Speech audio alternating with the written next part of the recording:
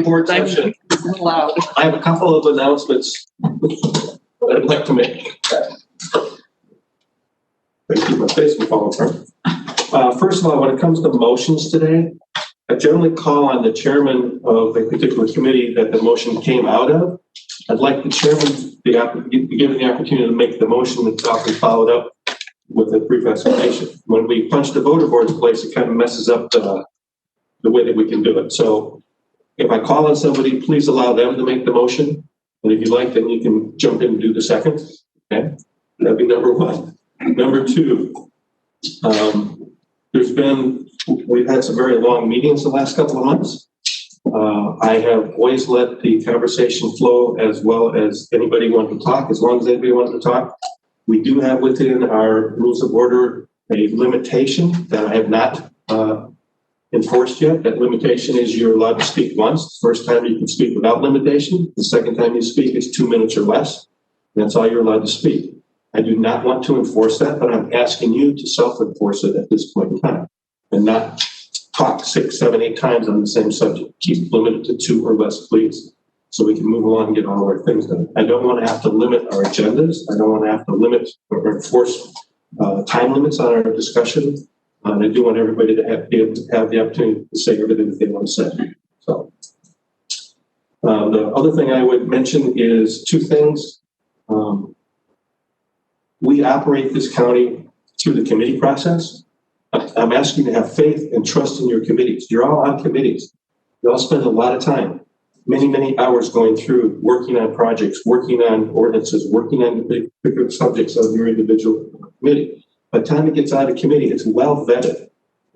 I don't think we need to relitigate the entire committee process at our board meetings. That being said, I'm not trying to not let you speak. I'm not trying to say don't speak or don't ask your questions. But do your homework and have faith in the committees. Other committees are working just as hard as you are on your own. And by the time it gets to us, it's been well vetted many times. Oftentimes, it's been through 2 or 3 committees before it gets to us. So everybody's had their chance to take a kick at it. And before we go any further, I would also like us to give a round of applause to both Steve and Ken for the work that they did on the awesome presentation. Thank you. We appreciate that. Okay. County Administrator, COVID-19 Public Health Emergency Management Update. Okay, for the update, the Public Health Emergency Management Update, since we just had a recent meeting, we're not going to focus too much on the numbers. We've been giving you the monthly reports. Where I'd like to maybe focus the attention is really under the restricted access to our county facilities and enhanced remote teleworking. As you're aware, with the trends, this is from our last meeting, but also this the trends that have been coming out of public health. Obviously, we're facing increased numbers. Those numbers have also hit us as an organization across the board. So one of the things that we're hoping to institute starting tomorrow, and I guess what I'm asking from you today is this a motion of concurrence to proceed. This puts us in a good position in terms of our operations. But what we're looking at doing is restricting access to the public in terms of our facilities by appointment only. So we're going to be remain fully open. We're asking that members of the public only, come to our facilities if they have an appointment scheduled. We will be working on an option, obviously, for tax collection, but in general, we're asking that individuals only conduct business by appointment only. And we're open to doing this again starting tomorrow and then carrying this on through the end of the year.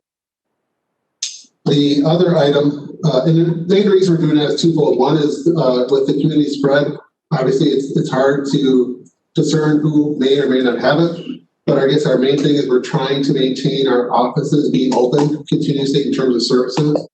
And we have had offices or departments that have been, severely limited in terms of staff members that can actually be in the office.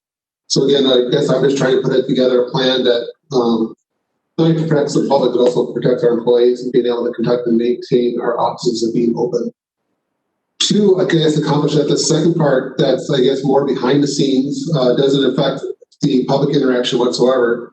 But as again, we're returning back. If you recall, we were under that phase 2 operation that was brought to the county board. And under that phase 2 operation, we actually, our target was to have all of our employees have a minimum of 50% of the time in the office in some form or fashion. In other words, they could rotate schedules. So maybe one week they worked on Tuesday, Thursday, the next week they worked on Monday, Wednesday, Friday.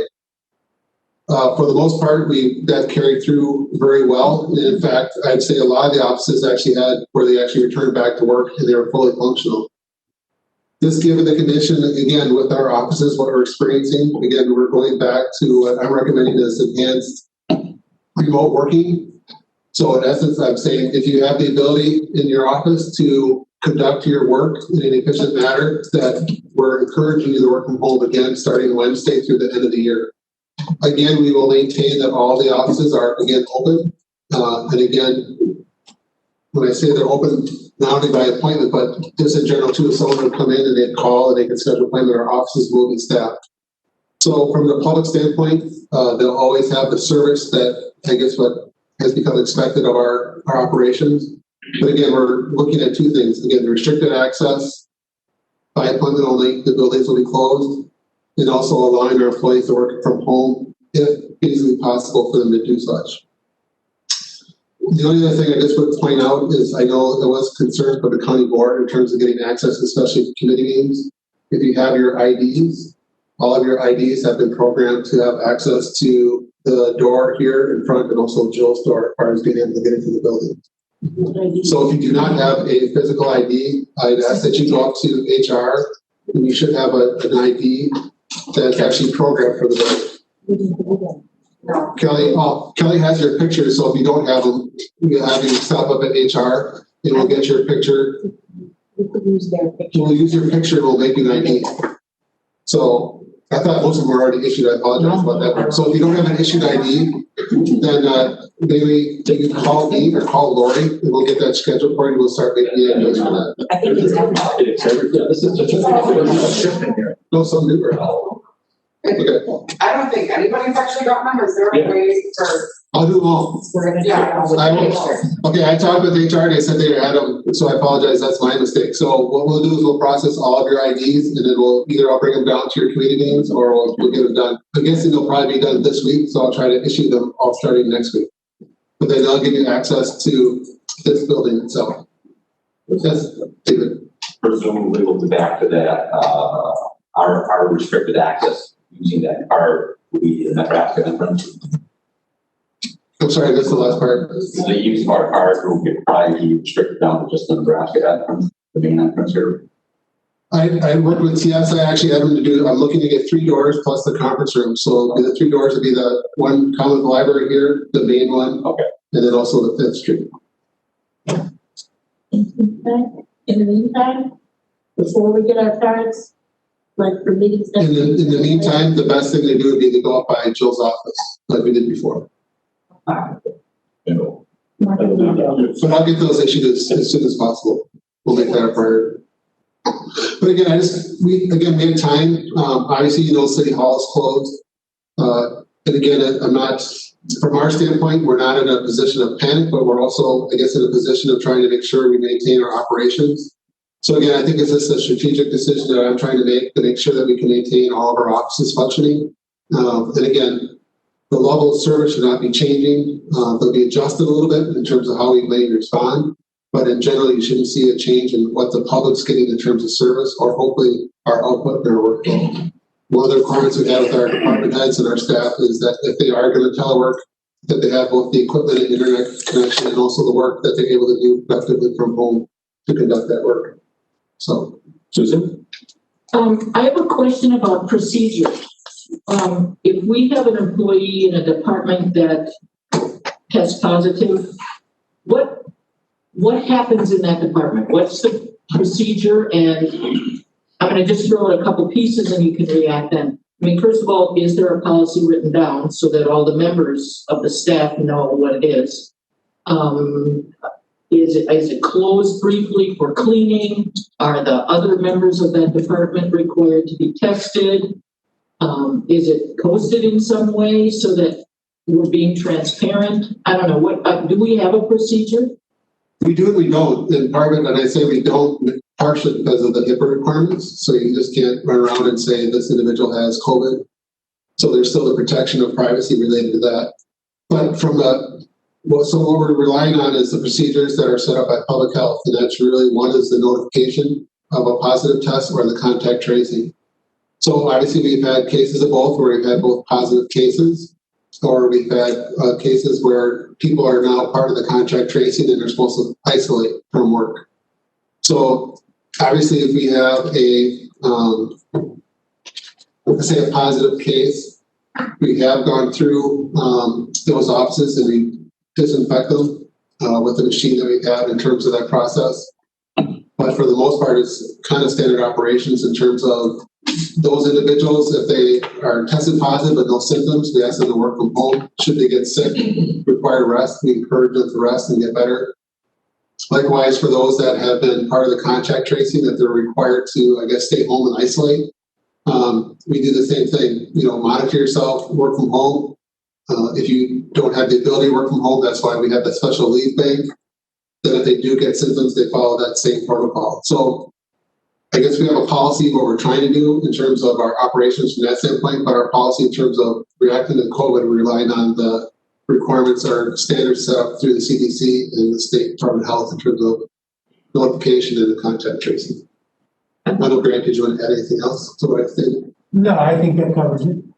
I wonder if that could be written down and just shared with, if your employees are feeling like they know how things are being handled in a concrete way, I would think they would feel much more comfortable, and the public even would know that We do. we're not trying to ignore things. No, we're definitely not trying to hide it. And actually in our phase 2 plan, there is a section in terms of how you're supposed to either contact HR or actually respond. So there is a section in our phase 2 operational plans that's been distributed to all the employees of how we're trying to handle those situations. So that is, I guess, it's partially documented. I guess what I was just trying to convey is that we still have to follow HIPAA. No, I understand So that. we're trying to find that balance between what we document and how we handle that. So I would, I work in a department and I heard that somebody had, even if I didn't know who it was, I could be assured that each person in that department was screened in some fashion or urged to be tested or asked to quarantine if they had a lot of contact or whatever. I could feel confident about that, right? And the public could know too, if they come into that office, that it's been handled that way. I'd say yes, but I also have a caveat that, remember, under the contact tracing, we're relying on an individual to notify their close contacts.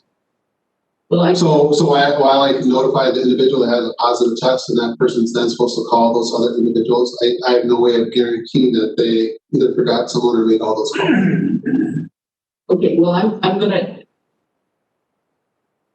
I have the people who cut my hair.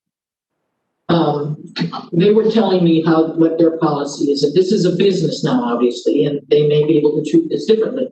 But they have a policy that requires, if this person worked with so-and-so and it happened, then that person is simply instructed, you have to quarantine, you may not come to work or whatever. And I guess I'm hoping we can be clear to our employees so that they are not panicking, that they don't know what's happening, when something happens. This person knew exactly because they did this, and this, and I just wondered if something like that would be helpful.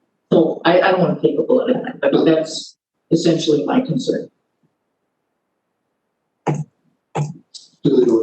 Laura? Question. So with this being, it's the motion, but I guess our chair and administration would be the person to do the motion on this. With that being taking place, are you going to make a public comment to this to let the news know that this is, or the public know that this is happening and taking place tomorrow? Is that? Yes, we have a press release for all of our facilities and all of our operations set to go. We were going to issue, but again, I think this says, I wanted to bring it to the county board. Again, just because we have the time to talk about it, and I think it's the right thing to do, but I wanted to get county board concurrence, and after this meeting, if we have concurrence, we'll issue the public media release for that, actually. We were close to having, we were so close to the day of having this meeting. We decided to bring it here instead of issuing it and then come back next month. Bring it here, get concurrent motion this morning so you can move ahead. Great, thank you. Just a quick comment and just, I think the city, closed down their facility, but I don't think they went as far as to, work with folks. As far as I know, I didn't see that public release, and I don't necessarily have a problem with limiting access to the county facility. That's probably the right thing to do. And I am a little bit, probably less, in favor of the remote work portion of that. As a community, we're trying to keep schools open. As a community, we're trying to keep, businesses going, and we all fight through this. We all do. We do have departments that are decimated and so on and so forth. And for the sake of trying to keep things rolling, I just personally think it sets a little bit of a bad precedent for the county to do that as maybe model for the rest of the businesses as we're trying to run in Sturgeon Bay. I understand. I get it.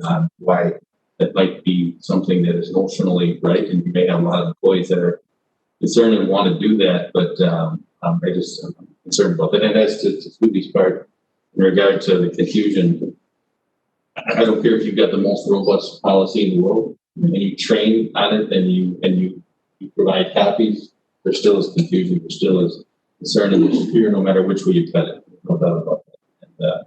And that's my comments. Thank you. Thank you. On the other side of this, I actually think that it is a positive precedent to be setting for the rest of our community, because we are taking utmost precautions with the well-being of our staff. And on top of that, whether there was a pandemic going on or not, there's actually quite a bit of research out there that well-being is increased by being able to have flexible work from home / office setups. So, and I have that at the ready for anybody who wants to take a look at it, whether there was a pandemic going on or not. So I would actually think that we're setting a very positive precedent, but that precedent also, to Susie's point, if we did have an actual policy in writing, would be even stronger. Right. Yes, thank you. Are we considering doing anything different in the library system? The library system will go back to their operations where they're still open, but they're going to go to the curbside service or lobby service in terms of their operations. So it was similar to what I believe was in July and August. They had the similar operations where it was the curbside. I say curbside, but it's also depending on where the branch is. They'll have it where you can come into the lobby and grab your book or drop off your book as well. So this depends on the branch and what they have for the facility to allow that interaction. Well, this is the time of the year where students need a library to do browsing, and it's really not conducive to do what they need to have done. And I've heard constituents say, hey, we only have 1 or 2 people in our library at the same time, and we should still allow them to come in.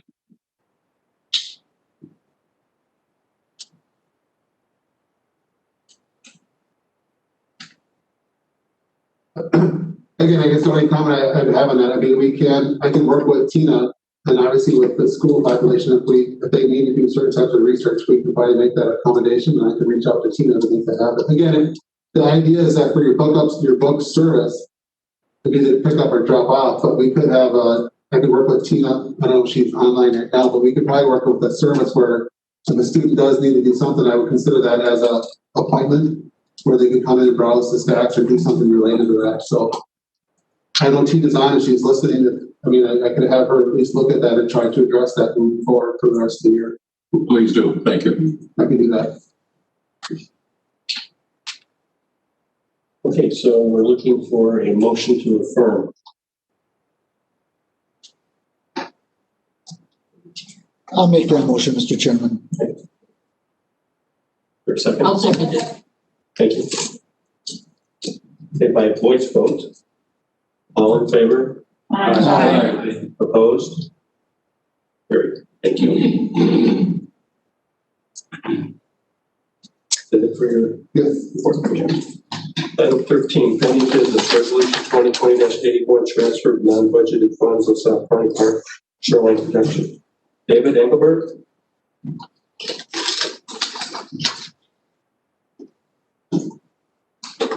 David, can you hear me?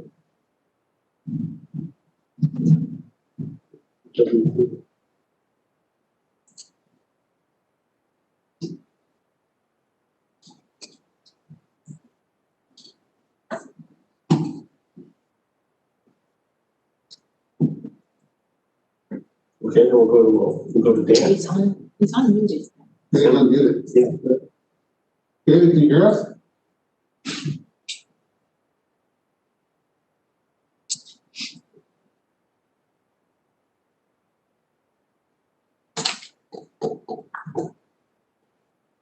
Well, Wayne's working on that part, so why don't we? So let's go to Dan. He's trying to block it. Okay. I'll let Dan make the motion. So. Yeah, I hit motion. Yes, I need a second. there you You go. got one. Go. You want to explain? So this came back from Well, when we. this, really, it came back to the Parks and Facilities Committee more than it did back to the Finance Committee. And the Parks and Facilities people can correct me, but it was a consensus of the Parks and Committee and the staff to recommend what the staff said to do 150 feet. We had Bob Bolden on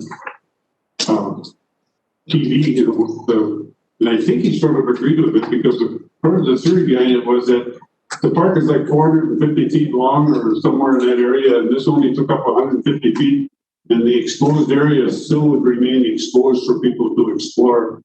So that's why we went along with, I'm speaking from the Parks Committee now, the recommendation to go ahead with this and approve this resolution. Laura? My question is more or less because this is item 13, it's pending business. So would the motion and the second be who brought it to the floor the last meeting? No, it just. Yeah, technically it would. When something is postponed to a date definite and certain, when it's taken up again, it's taken up in the same position it was just before the motion to postpone was made. So if in fact there was already a motion and a second on the floor, it would come back in that same. Okay. I should have spoken up. I really didn't see any harm in doing another. But on the postponement is.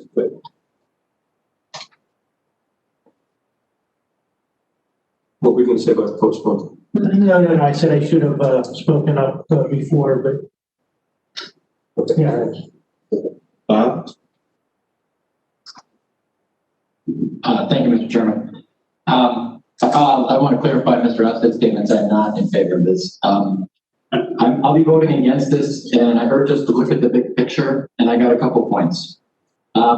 Maybe the biggest, and again, looking at the big picture, lake levels are projected to drop. When you look at the Army Corps of Engineer projections, they're still high. They're not dropping off the scale, but we are in a downward trend. Even looking up this morning, the precipitation in the Lake Superior Basin in this year of 2020 is way down. And of course, Lake Superior flows into Michigan, Huron, and has a large effect.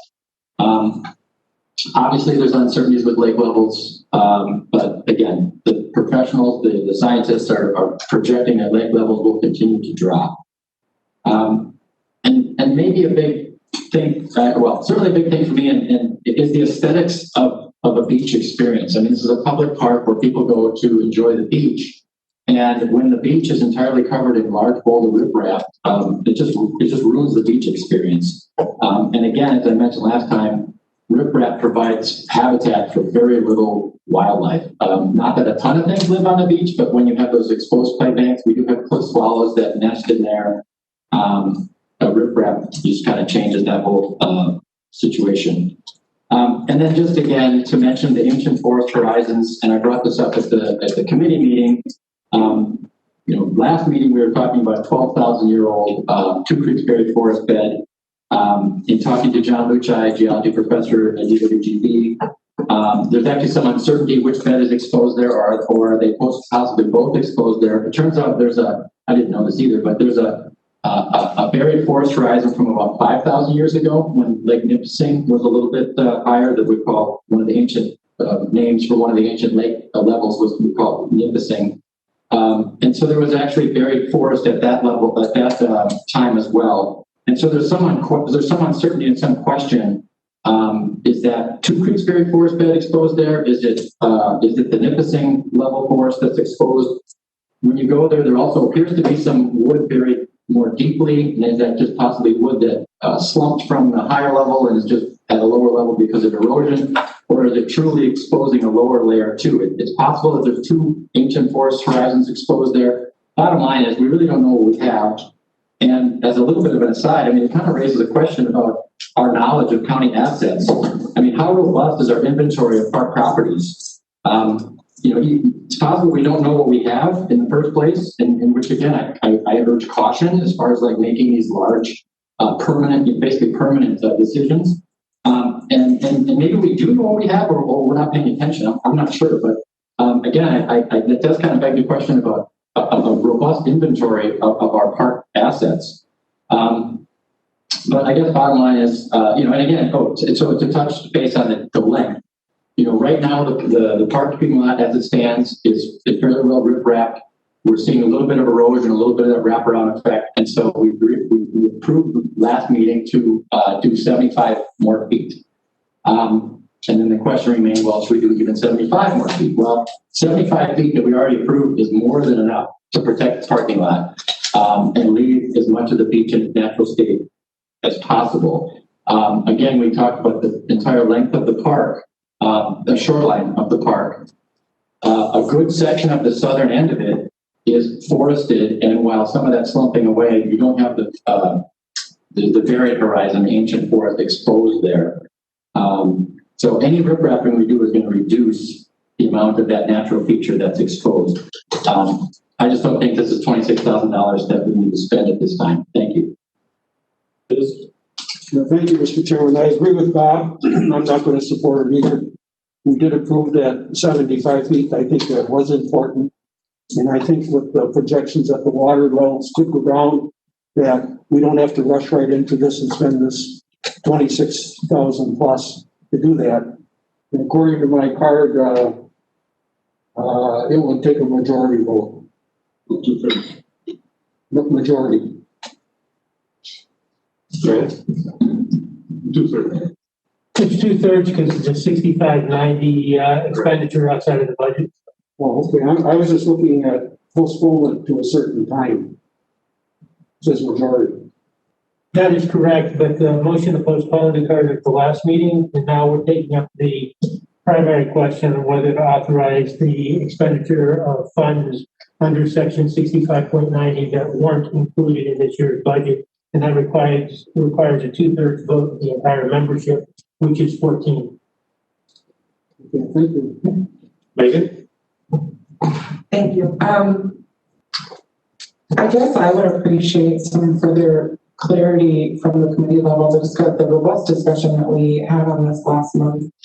What I really took from it is that most of us seemed to be pretty content with that 75 feet and in doing what was minimally necessary to protect our asset of that parking lot in that space.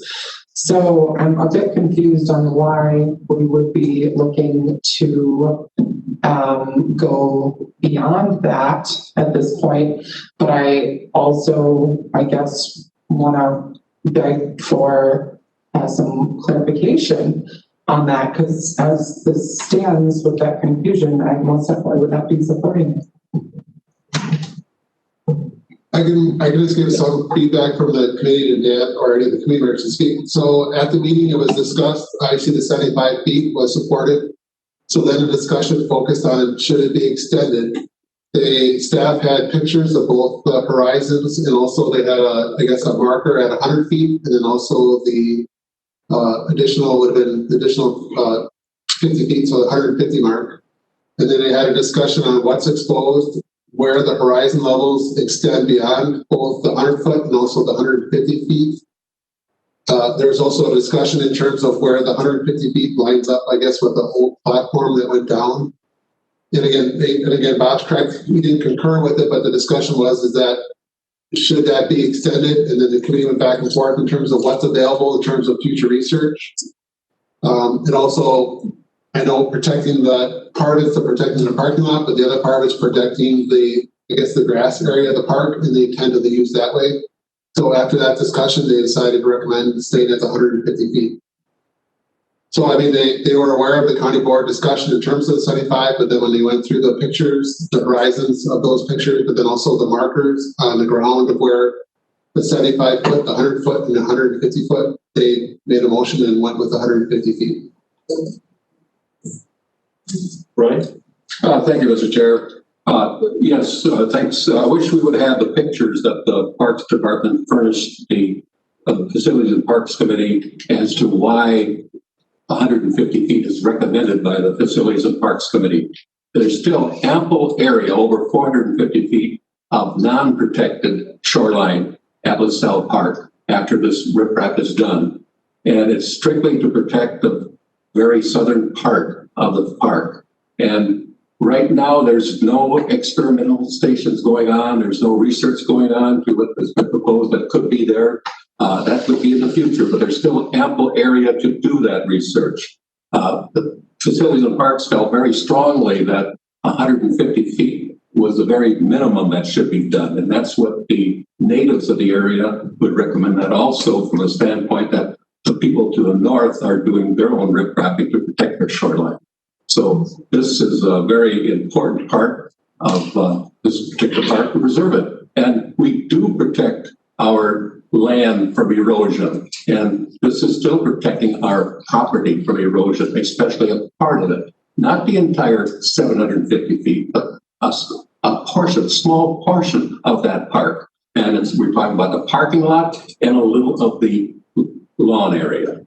So I strongly recommend that we spend the extra money to have the properly done as recommended by the Facilities and Parks. Thank you. Thank you. David Engelbert?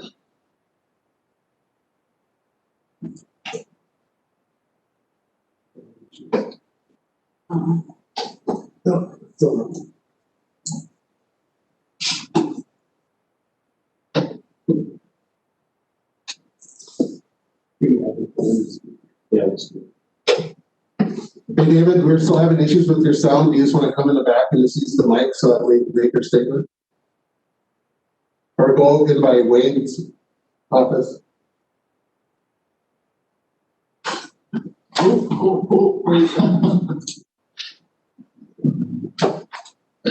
Joel, can you speak by your mic there? Yep. Sorry, I'm not able to communicate to there. I guess my comment was that I was agreed with Roy's comments about the Facilities Committee taking a look at this. The Finance Committee accepted the recommendations a month ago. They were in complete agreement. We have to recognize that the park is a very important asset, and if property owners adjacent are working to protect their shore, we should be doing the same thing. To suggest that water levels might be going down, well, that's maybe true. But if next week we have more erosion, if next year we have a lot more erosion, we're not doing our job if we're not doing that at this time. Thank you. Thanks, David. David Enigo? First, I'd like to thank Supervisor Boltman. This is one of the values of a wide variety of individuals on this board. He brings a value in this direction that is I have not considered. And I made the comment at Facilities and Parks that one of the reasons municipalities acquire land is for the use of it as a park, as well as preserving and studying and value of the land that's there. Another comment I made is Mother Nature will still do whatever she wants to do to that land. We've all been around here long enough to know lots of riprap that's been placed through the years that's been removed through the years. I'm still on the fence, though I'm leaning back towards just staying at 75 feet. it's difficult to watch land go away, but this is not new. This has been happening for thousands of years. Susan? I have mixed feelings about it too, but I voted for the 150 feet in facilities and parks because part of what I'm thinking is I have constituents who, even though it's not, this district is south of my district, they use this park, they care about that lower LaSalle green space, and they very much want us to protect it. And so this seemed to me like a compromise. I'm going to support it. Okay, Joel? So just for clarification purposes from last time, has it been identified and verified that the first 75 feet that we approved is enough to protect the parking lot from further erosion? Is the initial 75 feet enough? It is. Yeah. Absolutely. Okay, that's just clarification for everybody to hear that.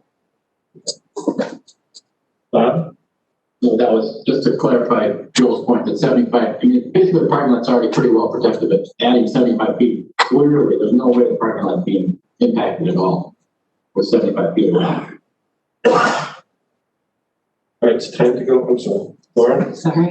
From my understanding being on parks, when it was airport and parks, and the constituents were wanting for that LaSalle Park was potentially further type of, what do we call this, a gazebo or some form on just south of that other side of the parking lot that was been talked about, and friends were aware of that. The friends group was aware of that. So that's why I would support the 150 feet, because of the constituents that I've heard from, not my own specifically, but people that do like that park, do enjoy that park, want to save that land. So if there's 150 feet, it gives it for the plants that that area and the community wanted, protects the parking lot, and there's still an ample area that is exposed and going through the natural process of Mother Earth and high and low levels. And when you do the wraparound, if north and south of that county property is doing the rocks and trying to protect their land, I'm concerned of that 75 feet might be shy of for that wraparound and start taking into that land on where they want to do a future park. But I do respect everybody's insight and thought into this. This is probably more in depth than we've ever done on some other type of parks, but I appreciate and respect it. I'm just trying to look at what has been planned and talked about years past to this present date and why I would do the 150. Okay, one more question, then we're going to close discussion with that. Vinny? Thank you. The two questions I have is, one, do people swim at this park, and what's the plan for them to get out of the water if the riprap is in a place they normally would get out? I don't know. The second part of the question is, what's the projected erosion at the end of the riprap? Because we know once you put riprap in, the energy cuts through more land at the end of it. So were we saving the section by the parking lot to lose the section just past the riprap further? Thank you.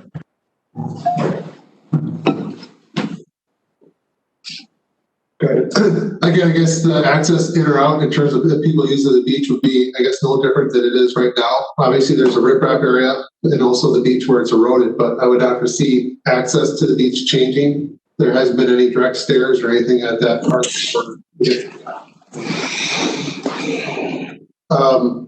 In terms of obviously the documentation in terms of the increased erosion from the riprap, obviously we have that now already existing because of the extended around. So again, it depends on what the water levels are. I guess some of that, obviously with that riprap being extended down, but that's, I guess, part of the debate of where naturally from Mother Nature. So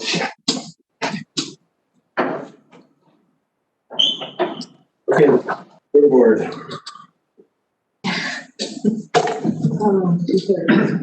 It needs a 2/3 vote to go through 14 votes.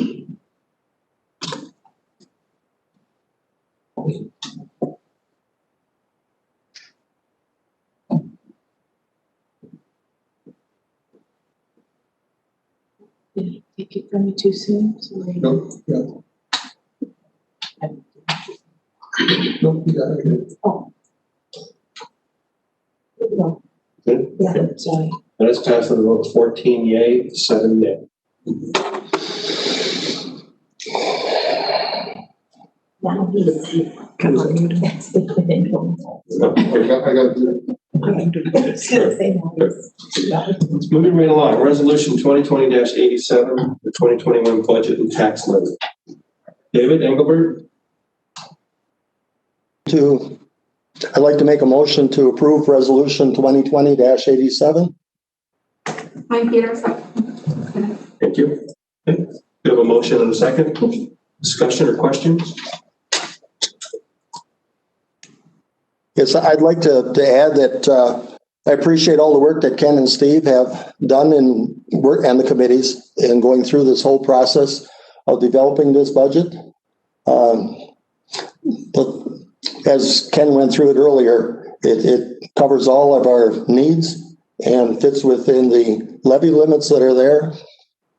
I think it's overall a good budget. Thank you, Dave. Biz? Yeah, thank you, Mr. Chairman. I'll probably have a constituent ask me, but do you recall what the tax rate was for last year? Yes, it is. It's on the sheet. The tax rate for last year was 4.089, and now it's 3.978. Thank you. That's very helpful. All right, nobody else, we will move to the voter board. I will remind everybody, we're voting for an $89,943,239 budget, minus the revenue we received from other sources of $59,250,650, for a total county tax levy of $30,692,589. Rich. Here.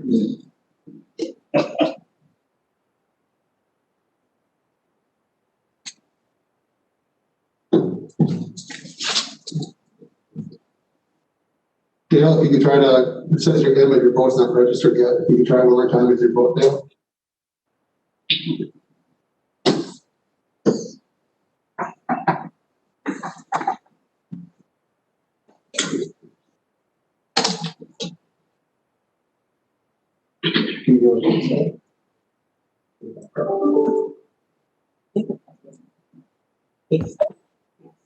Dale, we can't, your vote's not. Here we go. Oh, we got it. Thank you. We got it.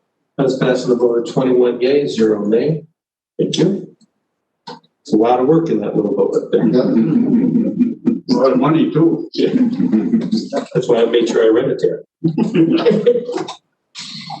Resolution 2020-88, increase of hours, new positions, reclassification, requested part-time pay rates for 2020 and 2021. Susan.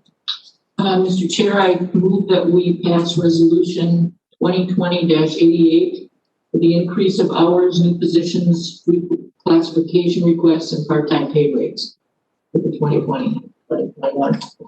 Thank you. The motion second. You want to add anything? This one I explained. If there's any questions, I can definitely answer. Bob? I'm just wondering, are we able to see the results on the screen? The votes aren't showing up. I'll put them on. Yes. Dave Medical? Yeah, in the highway department, can I get an explanation of the positions there?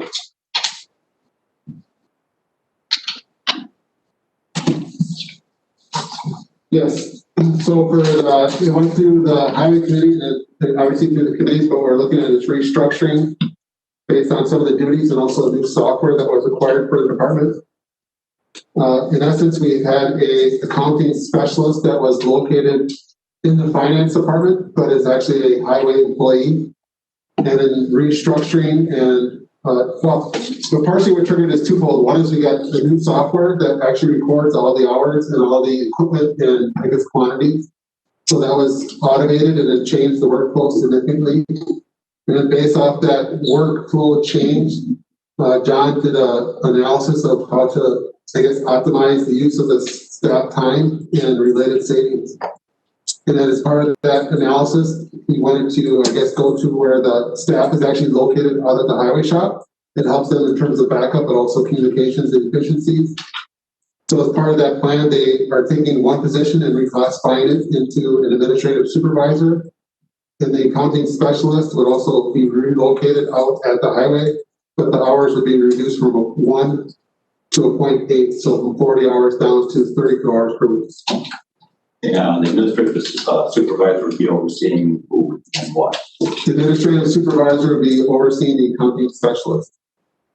Yep. So it'll be like it's just the two staff, but they'd be responsible for controlling all the work and the flow of the work. Okay, so classically, we don't usually have a supervisor that oversees less than, I think it's 5 or 6 employees. We're having one that's going to oversee a single one position. I'm just trying to understand that. We did review that normally, and that's one of the things we did discuss at the committee level and also the comp study. Normally for positions that actually have an impact or grade and reclassification would actually take more than 2 employees to supervise, which is why the reclassification only went from a E to a G. Yeah, and as a supervisor, I take it that when a single employee, they're going to have additional purposes, additional functions in their daily activity. Yes. And those would be? Well, both of those positions, the reclassifications and the job descriptions for those both went through the highway committee and also the administrative committee in terms of updating all their duties and job description. So for the administrative supervisor, not only are they supervising, but they're also going to be taking over some of that stuff that's related to the software and the administration, but then also more of the billing, some of the major aspects, and then how the work's divided up between those 2 positions. Thank you. Okay, we will go to the voter board. I have a. I'm sorry, I didn't see you. Thank you. I have a question. Oh, sorry, I see. It's below my screen, sorry. Oh, okay. Yeah. So I apologize, I didn't see, I have seen this before, but there's a comment under the sheriff's professional standards cabinet that says added in 2019 after was refunded, et cetera. Is that relevant to the professional standards captain? Because I thought this is a new position we just came up with after the study. So I'm just trying to clarify that rationale.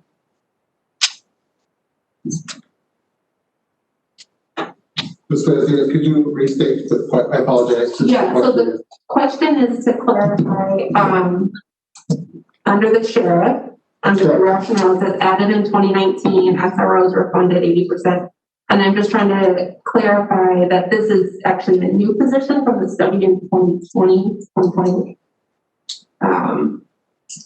Yeah, and that I'm trying to figure out what SRO's funding has to do with the professional standards captain. Absolutely, positively nothing. That is we grabbed the wrong spreadsheet. Okay. Include the packet. Thank you. I apologize for that. Yeah, so I didn't see that before in the spreadsheet, so I was trying to figure out where that came from. Okay, thank you. We grabbed the wrong one. Okay, I'm going to go to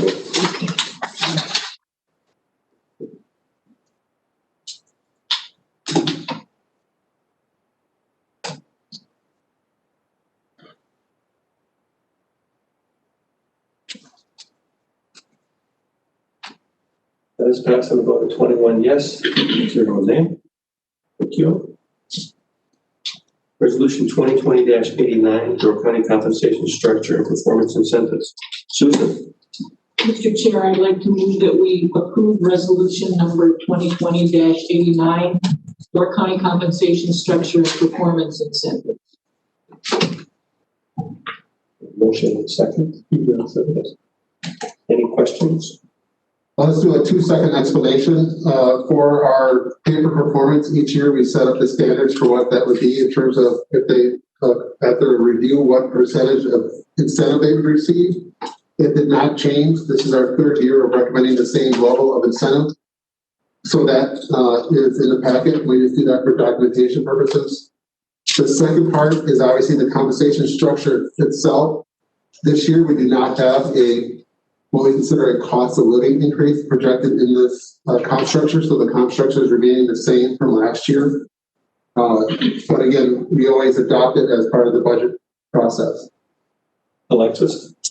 Thank you, Mr. Chair. To that last point, Mr. Administrator, with a no cost of living increase, is there a compensation study coming up or anything that we will look at that and budget for in the future? Yes, and thank you for the question. Actually, we do have a comp plan review actually scheduled for the first quarter of 2021. I'm not sure if we've fully done in the first quarter, but they'll implement that. If there's any changes, it'll come back both through finance and admin and ultimately county board for approval. And what we do is each year, we do what we consider a comprehensive review, and 2021 is the year for that to occur. So they'll do a full analysis of all the positions. If there's any specialty positions, we can request those as well in terms of the review. But then what we'll have that entire comp plan come back, and it'll be, I guess, adjusted to what we feel is the most competitive market placement for our comp plan. I'd like clarification on the statement you made. Yes. We did not age the comp plan for a cost of living issue. That is correct. That did not mean that employees did. Does that mean the cost of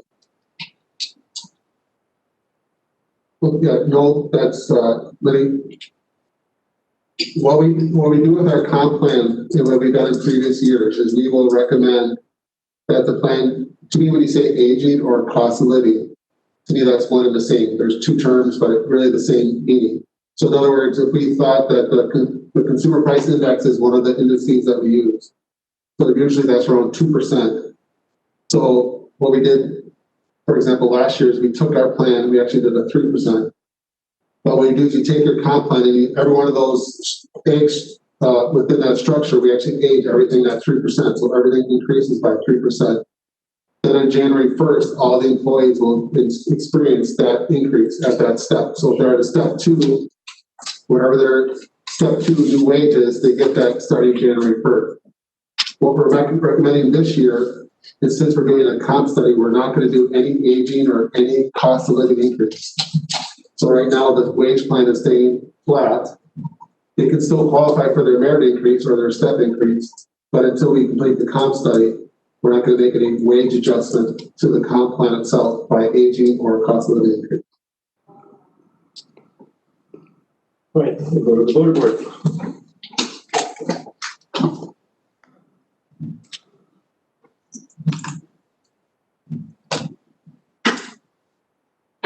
It's passed on the vote of 21 yes, 0 nay. Thank you.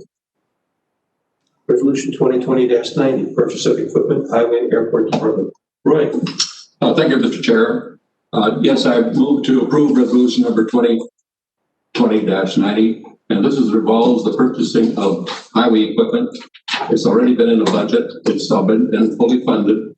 It's for 4 pieces of equipment. The reason why it's being here so early is that lead time to get this equipment ordered and received for our 2021 work schedule.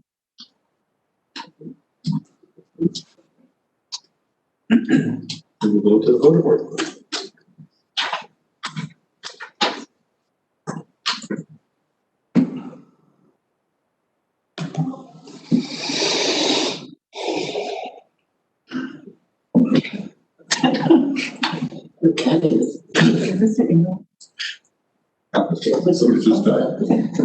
Lisa, can you check your voting board? We didn't record your vote yet.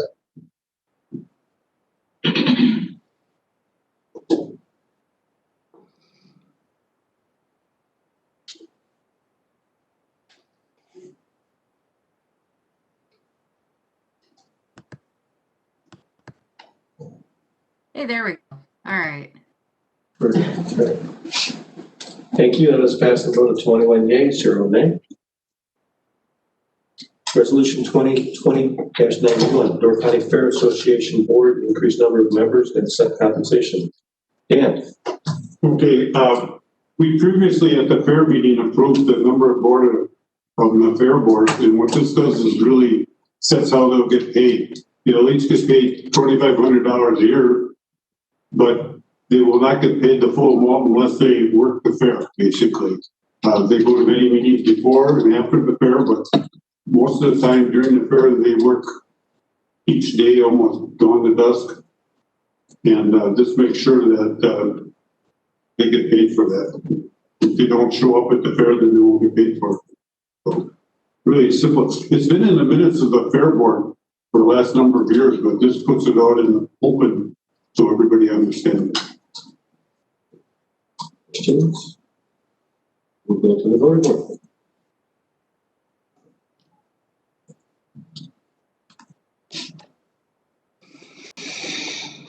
Yes, 0 nay. Thank you. Resolution 2020-92, the 2021 WLIP grant sending into local government application. Dave, and I go. Mr. Chairman, I'll make a motion to approve resolution 2020. Second.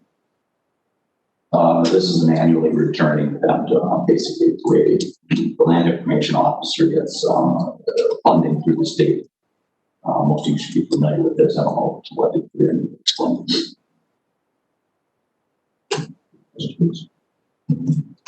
No questions, we will move to the vote board.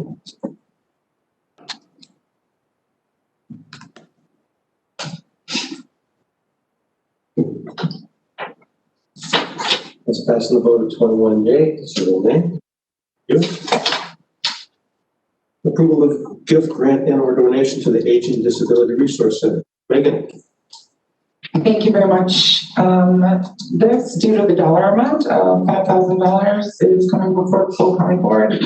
Capital Credit Union has recognized the ADRC for being a major part of supporting older adults in a rural area. We're very appreciative for this donation. This did come through Health and Human Services. And we did approve it, and now we're bringing it before you here today. Maybe would you do a motion button? Oh, my apologies. I have to switch screens here.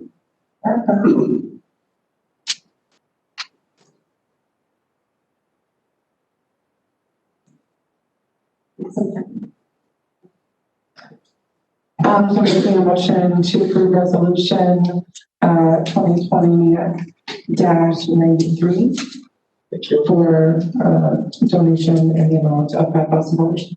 Thank you. Second. Any discussion?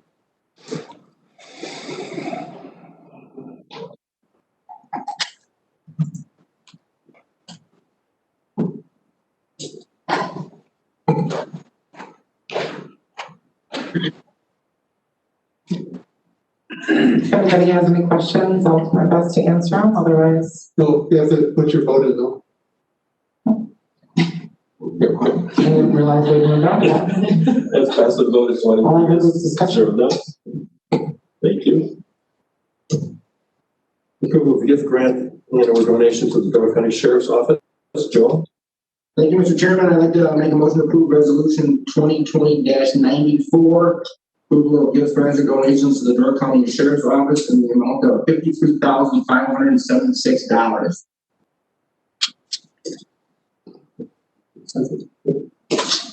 Questions?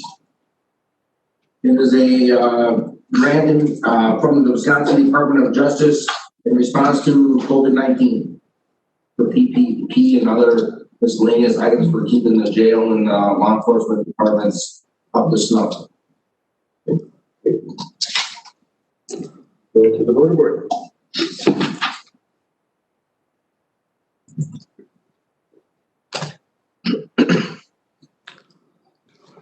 Passing the vote of 21 yea, 0 nay.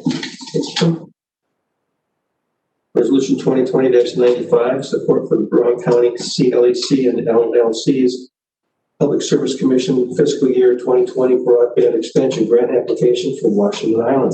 Joel. Thank you, sir. I'd also like to make a motion to approve resolution 2020-95 broadband expansion grant. Sure, if I just give a brief explanation. So actually for the next four resolutions, I'll just cover them real quick. So what, again, the PA has their grant applications. They're due December 1st. That process, they are looking for letters of support in terms of, for projects, in terms of their scoring. We've done this now. This will be our third year in trying to provide support for projects throughout the county in enhancing broadband. And normally what we do is we do analysis in terms of looking at support. We're looking for the town to be the primary lead in coordinating the project. We're also looking for the area in terms of the amount of, coverage. And then also looking at some of the funding that's going into it in terms of the total funding for that. For each one of these, you're looking at, 2 from what I consider Insight/Cellcom in terms of 2 potential projects. And then there's 2 from Door County Broadband. The one that'd be unique is the one that we're considering right now would be for the Washington Island, in that the application for this project is actually for enhancing a fiber to the island. Again, they had the connection that was under the water, but they never finished that connection. Our goal in terms of our contribution towards this project is larger, mainly because we're looking at, once this project is complete, that we would update our agreement with Insight to allow us to have 2 fiber lines leased to the county for the same duration as the rest of our, I guess, dark fiber projects throughout the county. So that's why you'll see the additional amount that's being contributed toward this project, because we're actually getting leased fiber lines as part of the implementation of this project. David? Can somebody explain to me line 22, the referencing of 110 homes?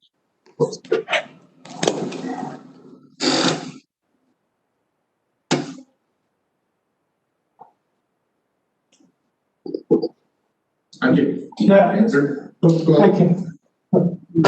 What I know this from sitting on the board of directors for our electric cooperative is that when Insight Cellcom, in conjunction with the co-op, runs the fiber, which already is on the island side, Cellcom Insight wants to do a pilot program per se on their side with the co-op, since they're going past this loop, is to energize the homes that are there and start some fiber connectivity on the island. So it's not, I'm wrong. Yeah.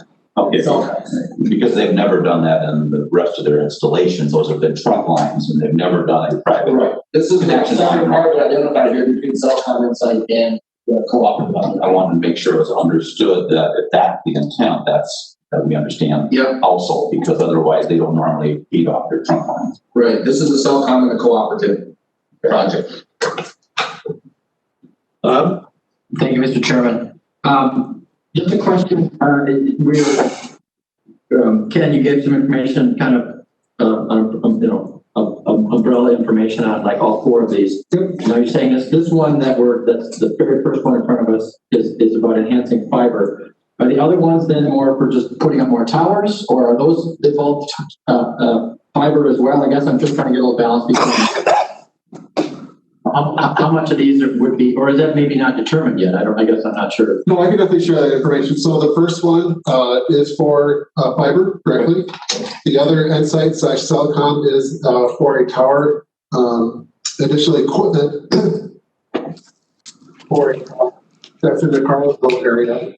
And then the 2 Door County Broadband projects are for additional towers. In fact, one for the tower in Sebastopol, I think that's for 4 towers total in terms of what they're looking at doing. And then for Liberty Grove, I believe it's a single tower for that project that they're looking at. Thank you. So just to clarify, the Carlsville one is equipment for a tower that already exists. That is my understanding, yes. Okay, thanks. Okay, we will go to the voter board.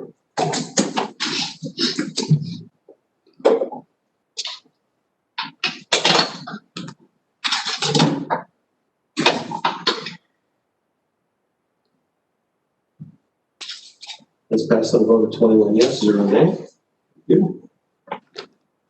Resolution 2020-96, support for Cellcom's PSC fiscal year 2021 broadband expansion grant application for Carlsville. Elizabeth. Thank you, Mr. Chair. I'd like to make a motion to pass Resolution 2020-96 to support Cellcom's Public Service Commission of Wisconsin fiscal year 2021 broadband expansion grant application for Carlsville. Second. Any discussion? Go to the voter board.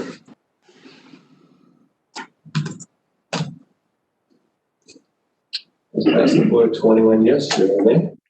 Thank you. Resolution 2020-97, support for Door County Broadband's PSC fiscal year 2021 broadband expansion grant for the towns of Egg Harbor, Jacksonport, Sebastopol. Biz? Thank you, Mr. Chairman.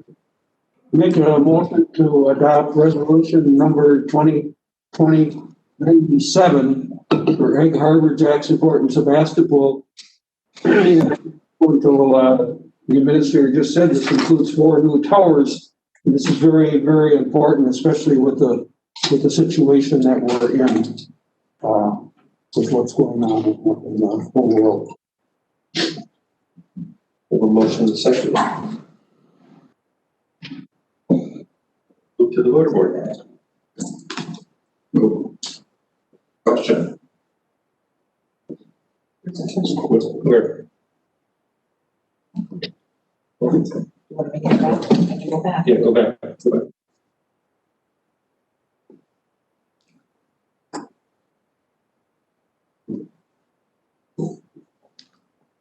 Okay, Karen? Yes, thank you. I think the names are all wrong on the, Yes. All that's on there. yeah, I'm not on there and Oh, wow. Yeah.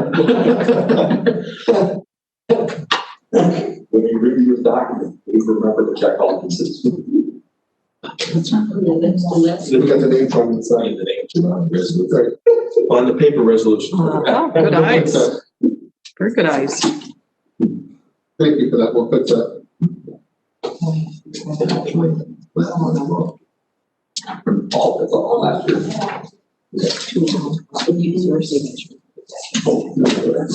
But they are correct on the voting board, so. Okay, we'll go back to vote.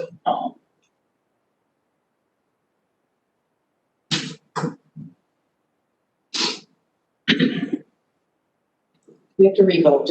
It doesn't allow. Yeah, it says change your vote. It says change your vote. Just do that? yeah, just do it. Got it. Yeah. Yeah, the change of voting. Change vote. Change it and vote again. There you go. Change and vote again. Did it in? Oh, is it? Okay, and then change. Got it. Hey, Dale, I don't know if you heard, but you should have a prompt on your screen that says change or vote. So you hit the change vote and then re-vote again.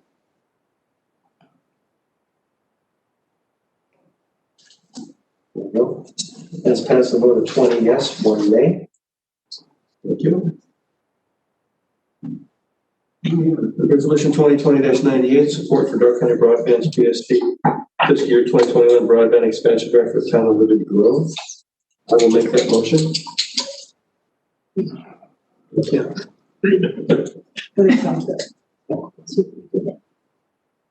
Any discussion?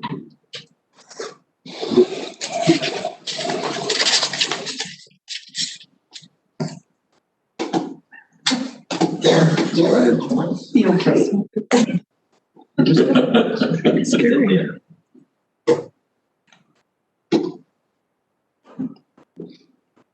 That's passed with a vote of 21 yes, 0 nay.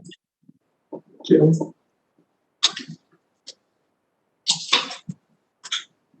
Wisconsin Statutes Annual Meeting, anything to say on this one, Grant? No, just at the April meeting, November meeting, we tried out the rules of order and the duties of committee. And we have an opportunity to take a look at them and change them if we want. It's also important to note that at any meeting, provided it's noted, we can change these by a majority vote of a quorum. So it's just good to take a look at them at least twice a year. If I could just add one thing, most of the rules are anything been changed, but on page 54 and then 55, I did work with those two committees to update the meeting, just the scope of work for the legislative committee. We also added this clarification for what we perceive the role of the ambassadors in our ambassador program. And then we also added the scope of work for the sustainability committee. So I sort of make that a note that those are added. So do we take action on that? Yes, we should approve the changes. Bob? Thank you, Mr. Chairman.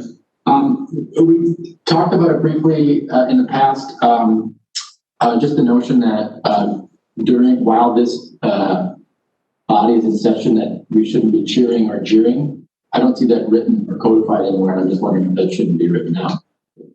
There's somewhere where it talks about clapping or making. Yeah, I'm not sure they will find it. I mean, I maybe they've been close enough. I didn't see it.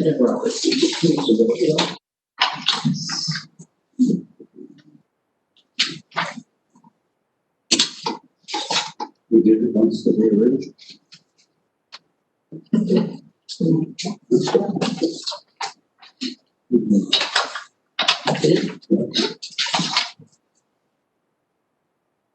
It is in the total.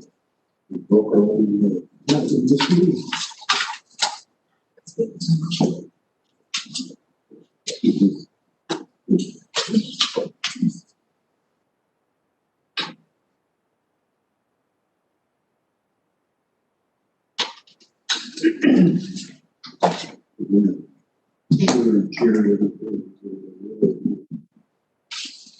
I can't even do it. Is it page 51? On page 51, under item G, actually G1, it says maintaining order includes keeping speakers to their allotted time, controlling others from interrupting the speaker who has the floor, preventing speakers from otherwise disrupting the meeting, i.e., e.g., clapping or shouting, as an example. Thank you for clarifying that. Sorry, I missed it. Okay, so we will need a voice motion to approve.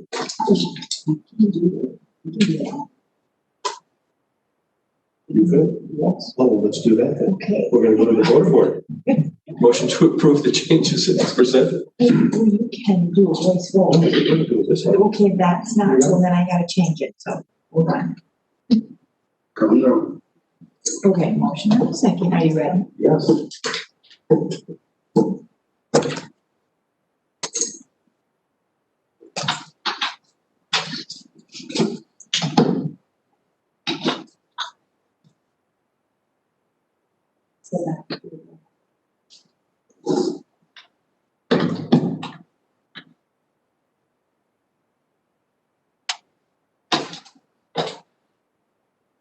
Well, it's too late to ask a question.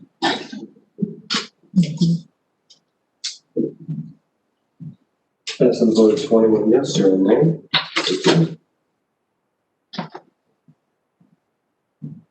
Ordinances, none.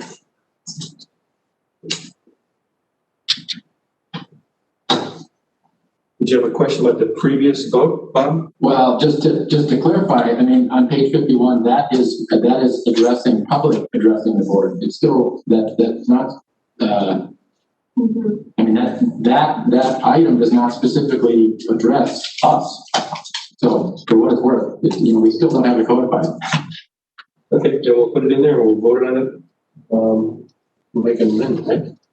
Make an amendment, and where I was looking to is we do adopt Robert's Rules of Order, and we're gonna have to kind of reach a level here of what we're gonna include, what we're not gonna include, because in Robert's Rules of Order under decorum, it talks about that, but if we want to make a specific order, we could certainly do that. What I'd ask is maybe if we could take it to the administrative committee and bring it back to county board next month, if that's okay, to make sure we don't have a duplicate effort. All right, so let's send it. We'll have admin committee take a look at it and come back with a response. Okay, we're going to take a break until noon, then we're going to come back with a closed session, which will do the performance evaluation of our administrator. Are you on mute, Ken? We have to remember.